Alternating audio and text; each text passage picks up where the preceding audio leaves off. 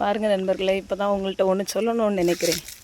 பெண்கள் காலையில் எழும்புனது தூக்கம் விழிச்சதுலேருந்து என்னதெல்லாம் வேலை செய்கிறாங்க.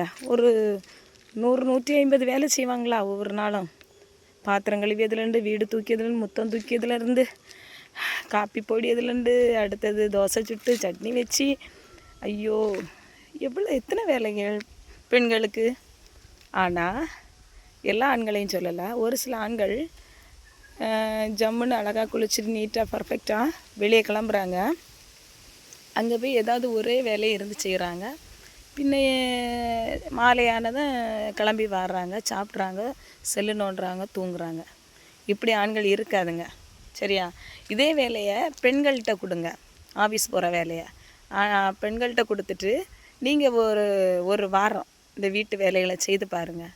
அதில் எவ்வளோ கஷ்டம் இருக்குன்னு சொல்லிட்டு எவ்வளவு தான் நம்ம பிடிச்சி செய்தாலும் அதில் 1000 குறைகள் சொல்கிறாங்க ஆண்கள்.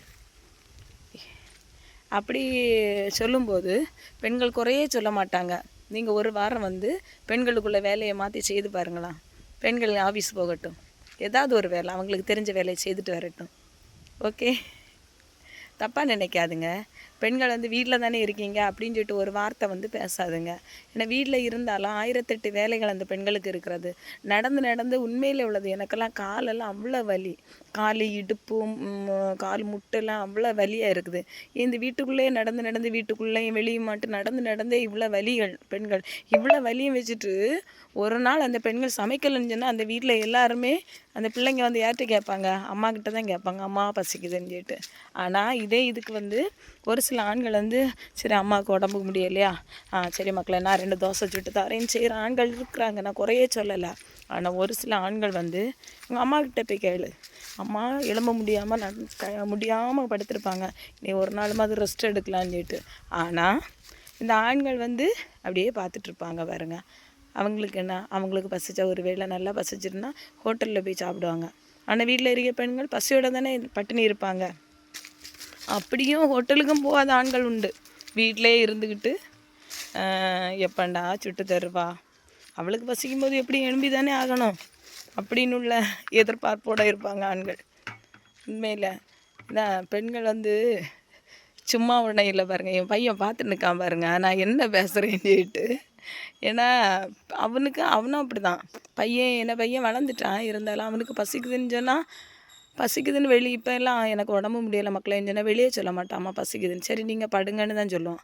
ஆனால் அவன் சரி மாவு எங்கே இருக்காம நான் தோசை சுடியேன் என்ன செய்யணும் அப்படின்னு சொல்லிட்டு அவன் கேட்குறது இல்லை. ஒரு சில நாட்கள் தான், ஏதோ ஒரு சில நாட்கள் தான் கேட்டு தோசை சுட்டுருக்கான், சரியா? அதனால எந்த விதத்துலையும் பெண்களை குறை சொல்லாதுங்க. ஒரு சில பெண்கள் தவறாட்டி இருக்கலாம், நான் இல்லைன்னு சொல்லலை. ஆனால் குடும்ப பெண்கள் அப்படி இல்லை. கஷ்டம் உண்மையில் உள்ளது. கழுத்து வலி, முட்டு வலி, இடுப்பு வலி இதெல்லாம் வச்சுட்டு தான் ஒவ்வொரு பெண்களும் ஒவ்வொரு நாளையும் கடந்து ஐயோ இன்றைக்கி எப்படிடா கடத்தி விடுவேன் அப்படின்னு சொல்லிட்டு இருக்கிற பெண்கள் இருக்காங்க. வேலை செய்கிறது கஷ்டம்னு சொல்லாதுங்க. அவங்க உடம்பு அவங்களுக்கு ஒத்துழைக்கணும் இல்லை. அப்படி இல்லாத பெண்கள் மனசுக்குள்ளே வேதனையோட விம்மி அழுதுட்டு தான் ஒவ்வொரு வேலையும் செய்கிறாங்க. எப்படா முடியும் அப்படின்னு சொல்லிட்டு. ஓகே, இந்த வீடியோ பிடிச்சா லைக் பண்ணுங்கள். யாருமே தவறாக நினைக்க வேண்டாம். எந்த ஆண்களையும் நான் தவறாக பேசவே இல்லை. ஆண்களும் கொஞ்சம் சப்போர்ட் பண்ணுங்கள். உங்கள் மனைவிமார்கள் 100 வயசு வரை உங்கள் கூட இருக்கணும். அதுக்கு நீங்களும் அவங்களுக்கு சப்போர்ட் பண்ணுங்கள். அவங்க உங்களுக்கு சப்போர்ட் பண்ணுவாங்க.